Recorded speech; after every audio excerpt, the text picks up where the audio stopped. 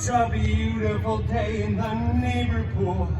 A beautiful day to be Deadpool. It's story time. Story time. Yeah! Goodness. Got any fans of Mr. Rogers out there today? Oh, quite a few. I'm a pretty big fan of Captain America myself. I gotta be honest, it's kind of a surprise to find you all out here. We even have Baby Groot here in the front row. Wow, adorable. Everyone made it out. Oh, and a little ratatouille on that guy's head.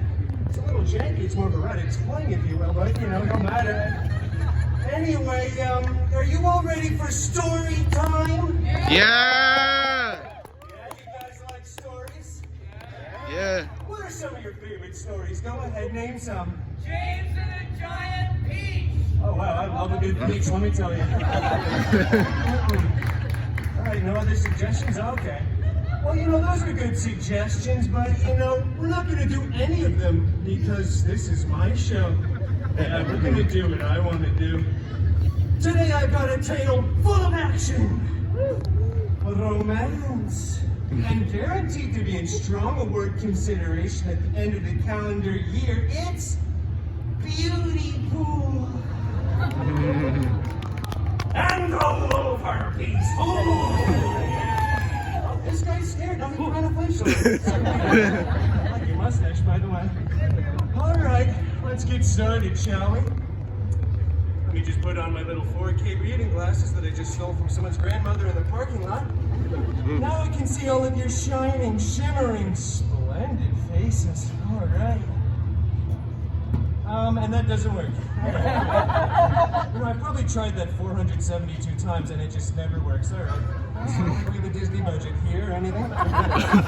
You must be related to the Pixar lamp, aren't you, little guy?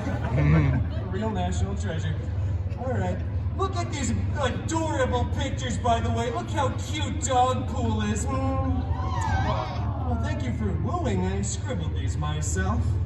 I know I'm no Robert Liefeld, but at least I know how to draw feet, am I right?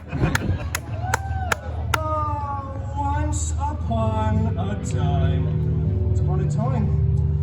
You know what? It just feels wrong when I'm doing it with myself. Why don't we all say it together, shall we? 3, 2, 1. Once upon a time. See, wasn't that fun and interactive?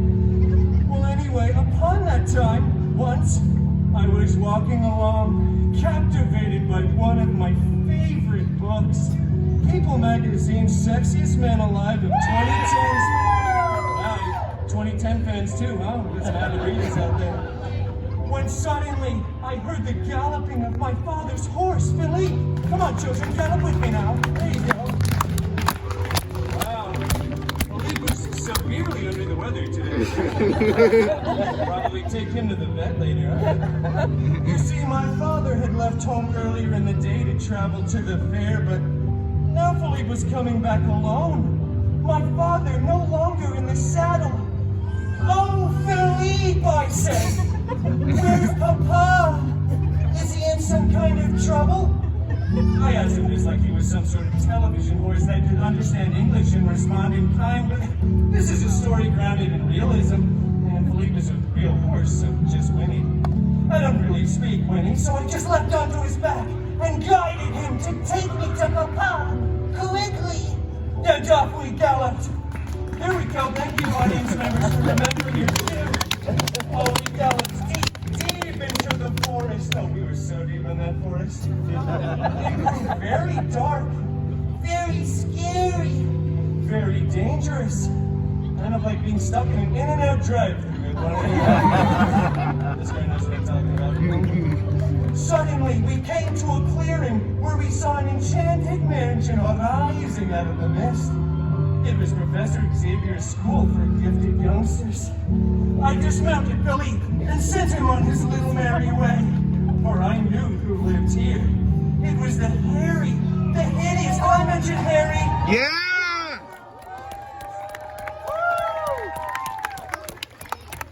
You guys can cheer for him more than that if you'd like. Yeah! inside when you come out, my friend. Wow, we should probably celebrate us being here, right now together by taking an awesome cutesy photo sesh for the gram. Fine. You get one. Okay, all right, enough. Come on. Wait, Logie Bear, please don't leave. You have to help me finish the story. We were just getting to the good part, my salacious chum. Look, if you don't want to do it for me, if you don't want to do it for the gram, I can. At the very least, Wolvie, do it for the children.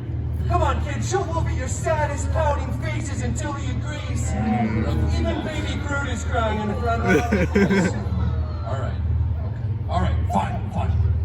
I'm not doing this for you, though. I'm doing this for you. You're my hero, baby Groot. Everyone give it up for baby Groot.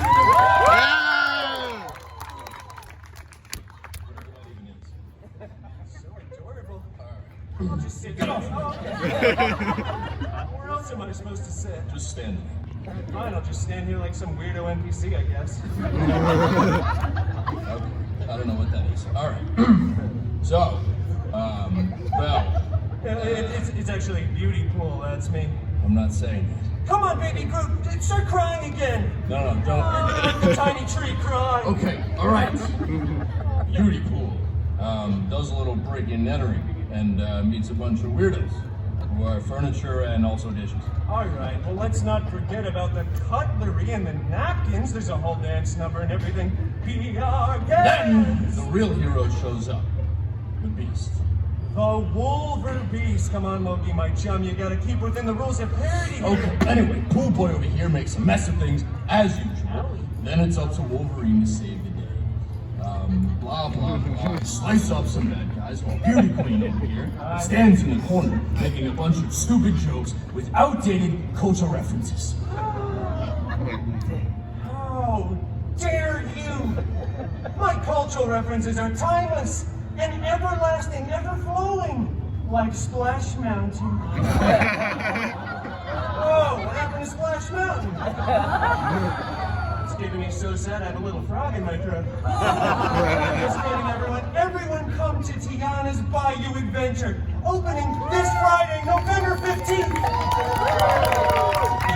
I hear it's a very wet ride, which is right up my alley. Well, this thing is clearly going off the rails. You didn't mention anything about Mrs. Potts, her adorable, charming son, Chip, Lumiere, or even Chef Boosh. There's a deep cut for all you magic key holders out there. That's the Scope character. Not even a few bars of tale as old as time. Hey, I said no musical theater. Really? I feel like if you wanted to be a showman, you could be the greatest. I don't know what that means. They clearly do, and they clearly agree. All right. Well, I've touched a very specific, sensitive nerve, I guess. Nerd and also nerd, you're nervous. Maybe it's time to wrap things up. The moral of this story, children, it's a pretty obvious one, actually. It's don't open your door to strangers. Because it might just be a creepy old heinous witch who will enchant you, your entire home, and everyone and everything in it just for not letting them in. It's kind of a weird story now that I think of it. Can we tell this to tiny little children? Don't look at me, you do. Alright, yeah, that's fair. Well, we should be off, but Logie better. I'll let you do the honors and say the magic special words. Stop skipping them. Enough. What magic special words? You know how all good Disney stories end, my chum. And no one say a post-credit scene, alright? That is so overdone, it only happens in the Feige cinematic universe. The FCU. Is that how you spell it? I know I'm still workshopping that acronym. I feel like there's just one too many letters, don't you? Oh, what's wrong, Logie Bear? Too much fourth wall for you? It's much more of a third wall kind of guy. Well, anyway, I should probably be off, but I just wanted to be clear for the record. They all lived happily ever after. Say that with me.